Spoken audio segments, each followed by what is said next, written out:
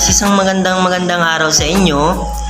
Ngayon, may i-share ako sa inyong video na sana mapakinabangan nyo at magawa nyo rin sa inyong cellphone. Lalong higit kung ang inyong mga devices or cellphones ay naglalag na, nagmamalfunction.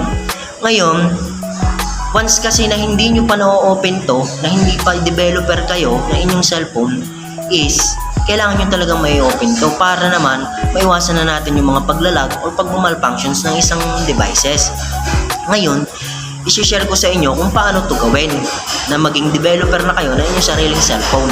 Na ito ay nakalap ko din lang sa mga social media na gusto ko namang i-share din sa inyo para mapakinabangan nyo rin at masolusyonan nyo yung mga paglalag ng inyong devices. So ano guys, handa na ba kayong maging developer ng sarili nyong cellphone? Tara, simulan na natin! Ayan. So guys, yan, nasa home screen tayo. Una, kailangan nyo lang pumunta sa settings. Ayan, hanapin nyo si settings. Ayan, settings, click natin si settings. Pagkatapos, hanapin natin ang about phone. Ayan, si about phone, i-click natin si about phone. Tapos, pupunta lang tayo sa software information. Ayan, i-click natin ngayon si software information. Ayan, pagkatapos, pag nasa software information na tayo, i-click lang natin ng 3 times itong build number. Ayan, i-click lang natin siya ng 3 times or 4 times hanggang lumabas yung you are now a developer ng inyong sariling cellphone. Pag click ko yan ng 3 times, ganitong lalabas. 1, 2, 3. Yan, ganyan ang lalabas. No need, you are already a developer. Kasi nga, ginawa ko na yan in-apply ko na sa aking device.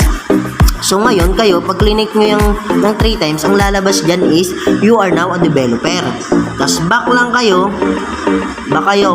hanapin nyo naman ngayon si developer options. Dito sa akin, madali ko lang makikita si developer options. Pagpunta ko ng system, ito na si developer option. So ngayon, kung hindi nyo naman makita, para hindi na kayo mahirapan na hanapin si developer option, punta na lang kayo ng search. Yan, i-search nyo ngayon si developer option. Yan, tapos lalabas siya. I-click nyo si developer option. Pag nandyan na kayo ngayon kay developer options, hahanapin nyo lang to. Itong tatlo na to na pinakamahalaga sa inyong cellphone.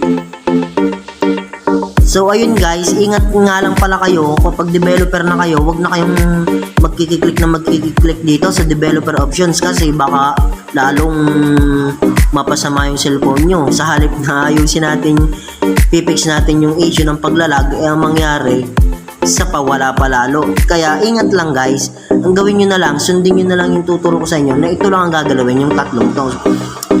Ito lang gagalawin nyo guys, tong tatlo na to.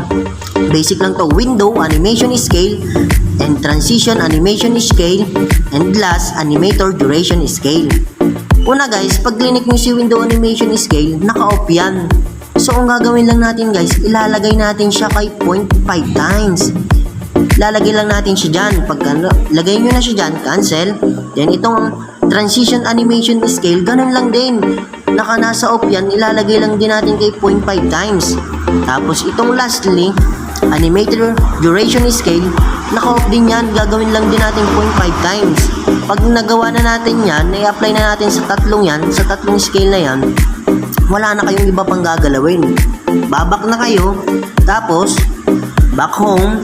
Yan, so much better kung i-restart nyo yung inyong device, yung inyong cellphone para mas naka-apply na siya. So, ayun lang guys, sana may natutunan kayo at natulungan kayo nitong munting video na aking sinare sa inyo. Maraming salamat!